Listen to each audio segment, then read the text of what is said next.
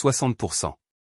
C'est le pourcentage des unités des forces armées ukrainiennes que le président Volodymyr Zelensky déclare être correctement équipées. Une statistique alarmante qui met en lumière les défis cruciaux auxquels Kiev fait face alors que la guerre s'enlise. Lors d'une interview accordée au journal polonais Rzeczpospolita, Zelensky a évoqué des retards persistants dans les livraisons militaires, pointant indirectement des lenteurs bureaucratiques, notamment au Congrès américain. Quelque chose arrive, quelque chose n'arrive pas, et d'autres choses arrivent tard, a-t-il déclaré, tout en exprimant sa gratitude envers le président Joe Biden pour son soutien. Mais malgré cette reconnaissance, il a souligné l'insuffisance des systèmes de défense aérienne modernes, comme les systèmes Patriot, indispensables face à une Russie déterminée.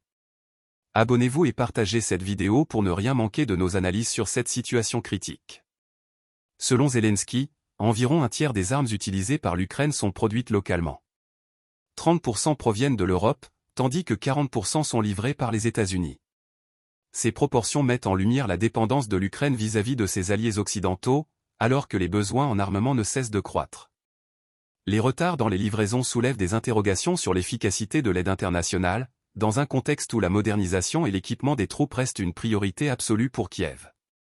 Du côté russe, le discours reste inflexible. Le ministre russe des Affaires étrangères, Sergueï Lavrov, qualifie les livraisons d'armes occidentales de provocation. Il avertit que toute cargaison contenant des armes pour l'Ukraine constitue une cible légitime pour l'armée russe. Selon Moscou, ces aides ne font qu'intensifier le conflit et éloigner toute possibilité de dialogue. Lavrov va même jusqu'à accuser les pays de l'OTAN de participer activement à la guerre.